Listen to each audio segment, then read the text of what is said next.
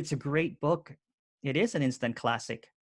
10,000 Things. The first question that I have is how does one function as an awakened being while simultaneously functioning as personality or an individual self? Yeah, that's a very paradoxical question, because I don't really have a feeling for being an awakened being. That's very grandiose. Um, that gives me visions of one of these berobed gurus sitting on a throne with people kissing his feet and all that. And I'm just an ordinary person, truly. I'm not some kind of exalted being. It's not like that at all. It's not like that. What I consider awake is understanding that I'm not doing all of this. It's arising, and part of my being is the awareness of that. Other parts of my being are unaware. Other parts of my being are the biology of my body and the messages that I'll never be aware of that are coming from the cells in my body, from outside my body. I'm ignorant of all of that. I can become aware of some of it. Some of it I will never be aware of. And so there's not really this one being in control of anything or awakened. The awakened part is that the conscious myself that we call the ego or me, whatever word we use, becomes aware that it is not everything, that the universe is vast, and what I know of it is almost nothing. Now, that's opposite to a lot of the so-called teaching, non-duality teaching, and that's why I'm not in the non-duality club. It's just on that point, exactly. I think the idea of attaining anything is grandiose. We're not going to attain anything. We're here now. We know what we know in this moment. Whatever may arise in the next moment, I have no idea, and no one else does either. I say. Thank you. When you understand how little you know of the universe, you are awake. And I'm not the first one to say this. Some of the greatest minds of all time, like an Einstein, says, the more I learn, the more my ignorance becomes apparent. That's where I'm at. I have no idea what any of this is. No idea. I find myself here. Wake up in the morning, the world is here. I didn't put it there. I didn't make it. I'm not in control of it. I can have some idea about it. I read it in a book or heard it on TV, video or something, and then I take that overlay that I have learned intellectually and I put that on the world like a grid, and I say, oh yes, and now I see it's all one thing. Really? You know, the universe is just one thing, and you know that how? Where are you standing so that you're viewing the whole universe and knowing that it's one thing? You don't know that. You don't know what anything is. And that's why I'm not a spiritual person. I have no interest in spirituality. I think it's a dead end. And not all of it. There's 5% or 2% or whatever it is that actually speaks this way. And so people imagine that they're going to attain this salvation or something. That is actually not what's being said at all. What's really being said is there is no fixed you. There is no myselfness that has a duration and lasts and becomes permanent. It's not you find I am and now you've got it. That's Hindu metaphysics, and I don't agree with it. It's not my experience. What the Buddha taught was that what we call myself is made up of various elements. One of them is conscious awareness, but that's not the only one. There's a lot of them. Feelings, emotions, the physical body, those all come together moment by moment. And we create a myselfness out of them, but that myselfness has no fixed essence at all. And so there's nothing to become. There's just this, what is. That's our experience in each moment. And one of the things that I benefited from a lot in coming to an understanding is my years of doing psychotherapy, because then you get to sit with one person in a very strange kind of social situation. It's a social situation because there's two people in the room, but you're having a conversation that does away with all the niceties entirely, and you're allowed to say whatever you want. And what arises there is a lot of truth about what we are as people that I think gets papered over in this kind of the word escapes me. There's kind of a piety about all this non-duality. Oh yes, oh we're all so loving, and no, we aren't. We are not so loving. Loving is part of our repertoire as humans, and so is snatch and grab. It just is. Look at the world around you. It's not easy to make a living in this world. Money doesn't grow on trees. People have to get out there and do things to survive. And a lot of that is not loving at all.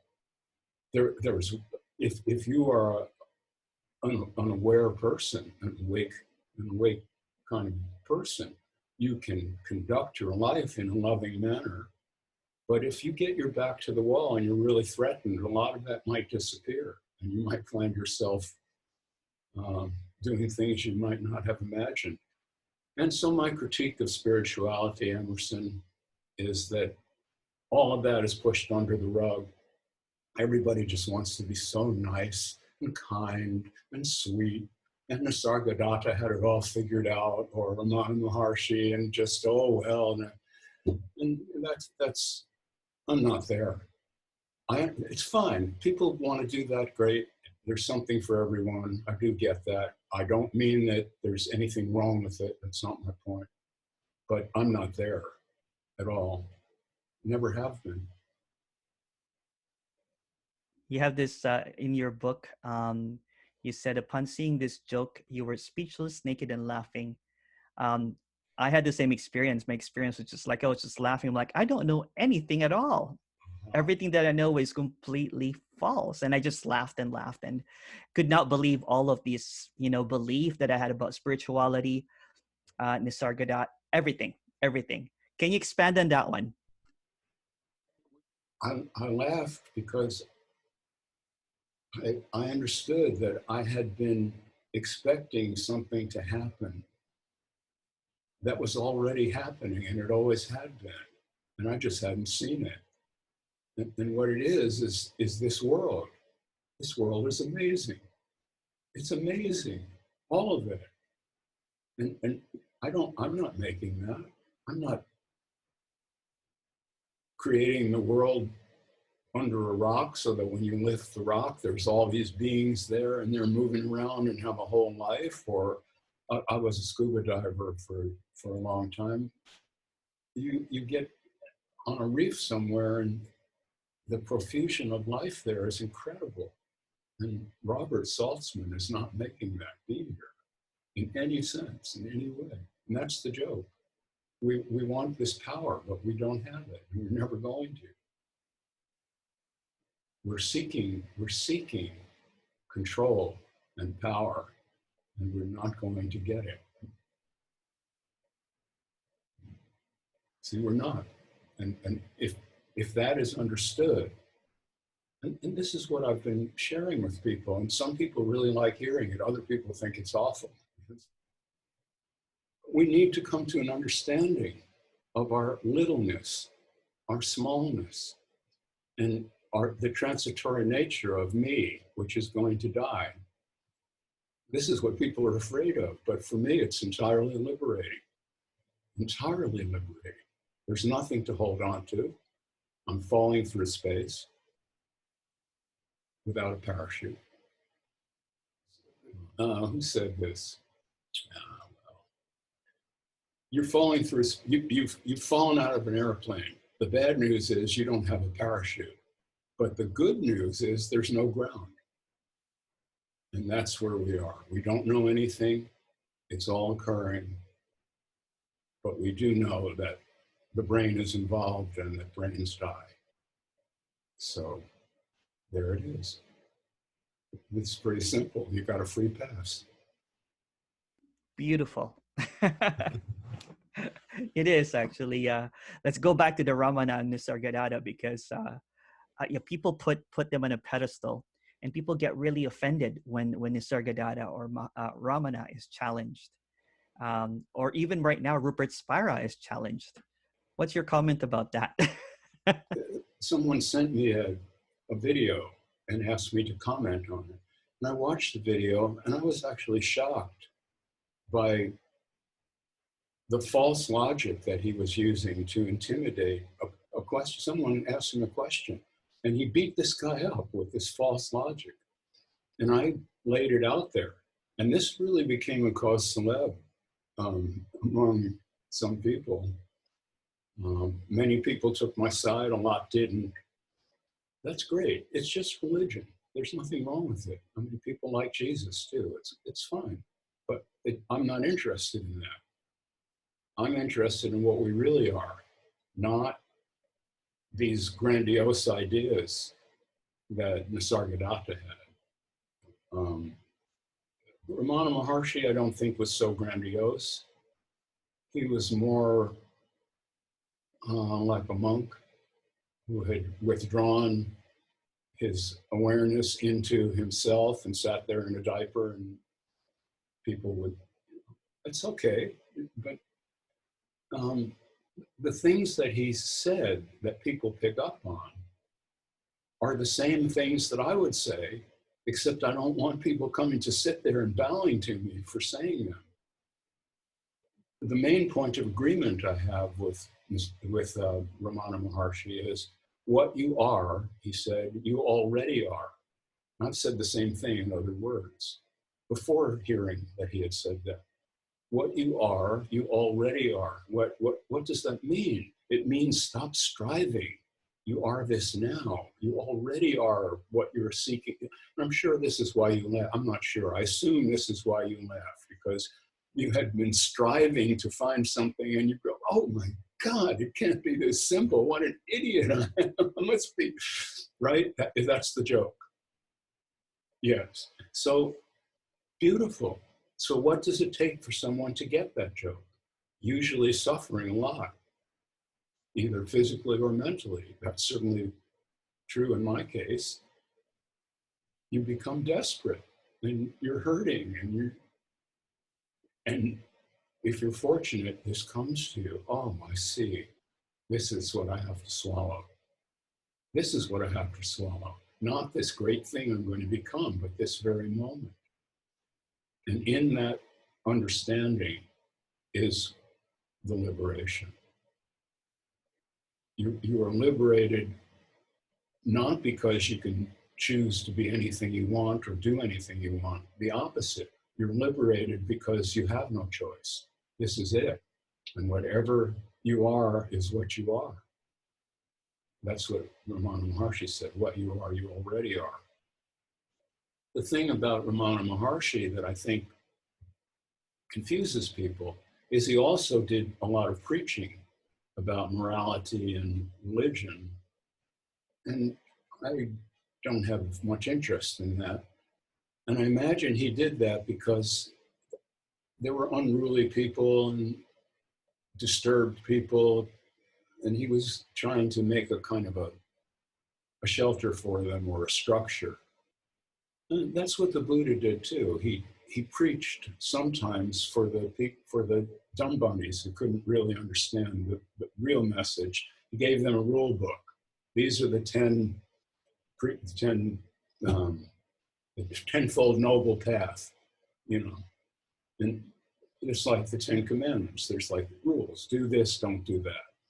Well, that's not for an awake person. You don't have to tell someone like me what to do and not do. I'm not going to kill someone. I mean, come on. It's ridiculous. I mean, murder. I might kill someone, but I'm not going to murder anybody. I mean, it's just not going to happen. And I know that. See, I don't need the tenfold noble path. And this is what I see in spirituality. Some people need it. Some people need the Ten Commandments. Well, those are terrible. Most of those are terrible. They don't need that. But they need structure. You need to be told, don't covet your neighbor's wife or whatever it is, stuff like that. That's fine. There's something for everyone. My quarrel with the non-duality world is these people have taken their Christian background, which they should have rejected if they wanted to be awake. There's no awakeness in Christianity, after all. It's a bizarre belief system. The guy was crucified and came back to life, and he's did it only so because you're sinful and need to be saved. And it's bizarre. It's crazy. They were inculcated in that. I'm talking about the Americans, because I grew up there. That's the country I know. And they're inculcated in this belief system. They can't quite buy it, so they start looking. You go, oh, Hinduism, yes, that's the answer. Because you can still keep God. You still have Brahman is at the top, but you don't have to believe in all this sin stuff. And they glom onto that. They all. I remember in the 70s, my friends would go to India. Why they would go there, I could not fathom. I mean, it's a horrible, there's a caste system and impoverished country, and they go there to be enlightened. It's really madness. And they came back not enlightened, but deeply confused. They had learned that you should bow to someone and sit at someone's feet, kiss that person's feet, be abject, and all of that. And that's what occurred with Rupert Spira. He has people sitting at his feet, eating up every word. And there's nothing wrong with the guy. Seems like a nice guy, but he doesn't have the keys to the kingdom. Why are people bowing at his feet? Why? Come on. It's like a joke. And since you sat there laughing at the whole thing, I assume you understand that that's a joke. You can't teach someone to wake up. You can tell them there is such a understanding where you get the joke, but if you have to explain the joke to them, they're not going to get it. The happening is when it blows your mind, however it happens, not someone lays it out for you. If someone has to explain the joke to you, you didn't get it. Then that's the problem. Yes, I consider myself awake in a good way, but that can't really be taught. I may say something useful. I have done it. I'm able to say useful things to people sometimes, but that's not about me. It's about the thing I'm pointing to. That thing I'm pointing to, someone else can point to the same thing. Many people can. All over the world, there are people who know what I know. So if you listen to one of them, they'll tell you the same thing that I'm telling you. You're going to die, transitory nature of reality, everything's always changing, there's nothing you can cling to. These are just known pointers. And so there's nothing wrong with them, but don't make the person who's doing the pointing into your favorite guru or something. Just hear what's said and move on and get into your life. Don't get stuck in seeking. That's the problem with the pointer. It's fine to have a time in your life, hopefully brief, when you hear these things and you go, oh, I see, it's not just about football and girls. I get it. Oh, this is wonderful. Okay, that's beautiful. It's an awakening of its own. But once you have heard that, that's it. Now you have to go forth and make something of that. See, and that's what we need. We need somebody to go, it's you. It's you. It's not this guy you're paying to instruct you. The guy's nothing. He's just what you are. We're all the same in a very deep sense. We don't know what any of this is. None of it. We don't have the slightest idea. All this talk about vibrations and all that, what it means, it's meaningless. Those are meaningless words. We don't know what they're words. We don't know what they refer to. A friend of mine died a couple of weeks ago of COVID-19. He's gone. He can't come back. It's over. He was a nice guy, a really nice guy, and he had a family and loved him and all that. We somehow, those of us who want to be awake in the true sense, we have to find a way to put that understanding in our hearts and be happy, not escape from it by saying, the body's not real. Really? And you know that how? Well, I just know it. Nothing to do with your brain? Oh, no. The brain is just a receiver. It's the real message is coming from God. And come on.